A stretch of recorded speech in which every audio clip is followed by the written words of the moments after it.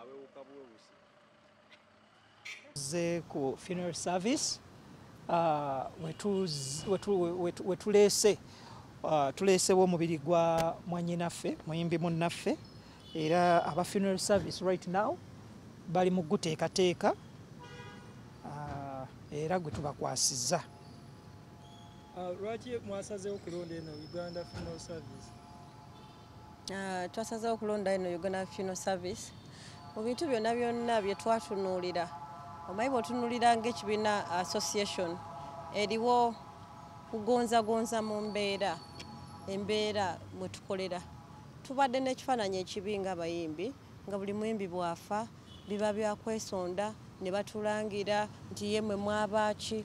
So mu organisation gye tubaddemu n'engeri gye batulabye nga tukolagana nabo n'abantu n'abayimbi twagenda ne tutuukira Uganda Funeral Service ne tugenda mu ntegeeragana mu partnership. Bano ba partners baffe buli muyimbi ali registered mu UMA. Tugenda kuba tukyanilishinga kitandikidde ku muganda waffe Grace, Lady Grace, naye nga yeno enteekateeka UMA gyeyina ezimu ku zeerina nti mu by'okufa twagala tubeere n'ekitiibwa ng'abayimbi b'eggwanga ng'abasomesa. So tusobole okuziikibwa mu bitiibwa. Tusookedde ku Lady Grace, entegeragana yaffe weetandikidde. Tujja kuba abayimbi tubabuulira teri muyimbi ayinza kulema kusasula mitwalo 10 buli mwaka oba 15 okusinziira bw'oyagala bakuteeketeeke bakusindike mu nnyumba yo ey'olubeerera.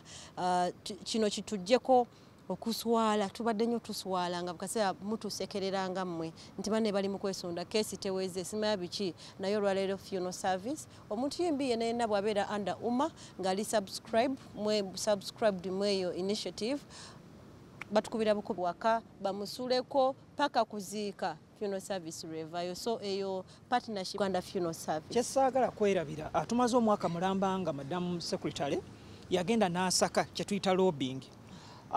Y'omu ku bagenze balobinga mu bitongole ebyenjawulo eno n'eri. Naye omwaka guweze omulamba nga atunnyonnyola partnership eri wakati wa UMA, Uganda Musicians Association, ne Uganda Funeral Service. Naye nga buli bwakireeta mu meeting twakkiriza kubanga kufa tetwagala kukola ki kwogerweko. Naye olunaku olwaleero amakulu gaviiriddeyo ddala.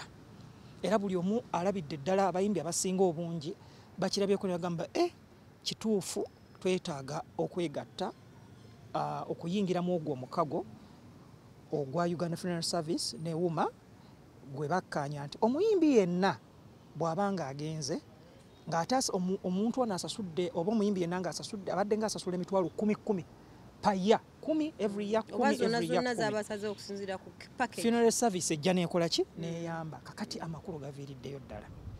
Tugambe eri abayimbi abatali mu UMA nabo tugezanga waliwo afudde atali mu UMA. Kino kijja kolanga ku bantu kuba registered.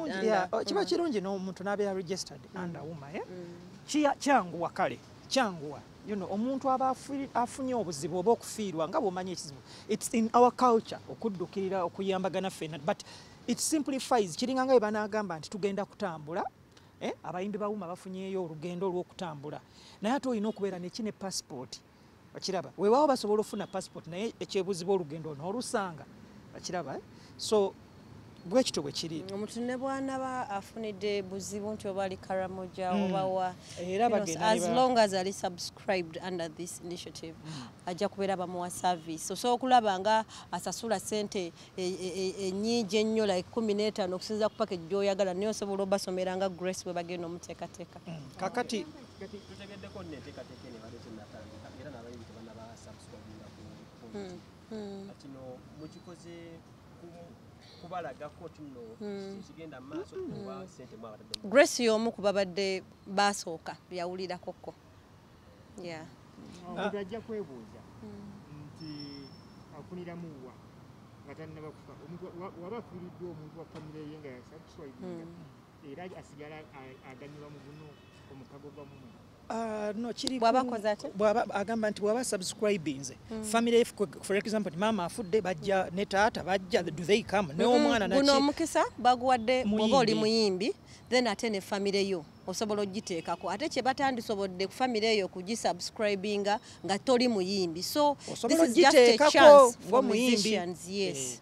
naye ate omuyimbi ye akake kasukasukawokko mutunulidde ekyaleero abantu bangi bafudde mulimu abatali muwoma kino kigenda kutandika butandisi abayimbi okusubscribinga ku funeral service munaabayamba ne bana abafudde mwenga abayoma yadde nga tebali muwoma kino tusookedde kubawuma tusooka kyagezaako gamba nti abafudde babadde basatu bali basatu kati ate tulaba mutunulidde nnyo ledi waliwo driver yafudde waliwo ne omukubi w'ebivuga tukubidde aba association ey'abakubi b'ebivuga naye nabo tubayambyeko mu ddwaliro ekyensusso kwono muyimbi wa wuma ate yasubscribinga kyova olaba nkugambye nti nga wanaabeerawo olugendo wabeerawo olugendo if there is a journey and they say that you are supposed to go do you have a passport kati bwekitwe bwekifaanagana kubanga aba funeral service eno baba bakuyina na kino kigenda kuyamba nnyo omanyi ebiseera ebisinga bwe twogera ku association omuntu agifuna bulala nti oba bagende bafune ssente baleete association eriwo okukola services ezikugondezaamu gwe ng'omuyimbi kino tebakikaka muntu there is freedom bw'oba omuntu bw'aba alaba nga really kimwetaagisa aba asobola okukola ki okusubscribing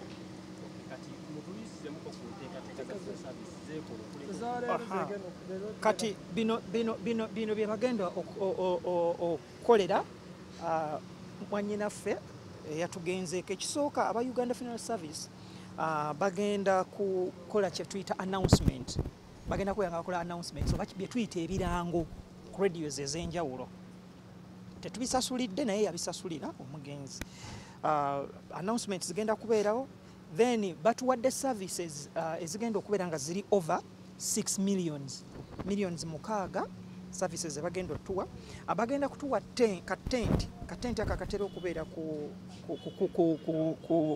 mubiri oba ku maiti bagenda tuwa be bayita ba pool bearers bano abaami ababeera ku casket oba ku mulambo nga bagulabirira nga batambuza maiti oba essanduuko abagenda tuwa ebimuli bigenda kubeera nga kwebiri bagenda tuwa ne casket yennyini oba gye twandiyise essanduuko oba case ate bagenda kutuwa ne transportation bagenda kubeera transportation ya maiti oba transportation y'omubiri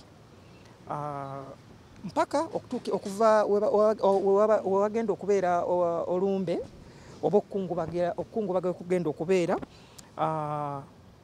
mpaka okuziika wekunaabeera ye services bagenda otuwa ezo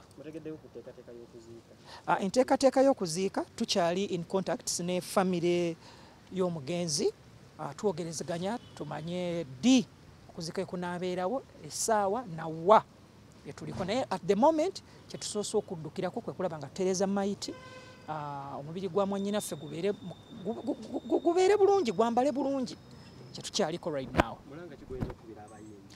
abayimbi bonna omulanga gwembakubira nti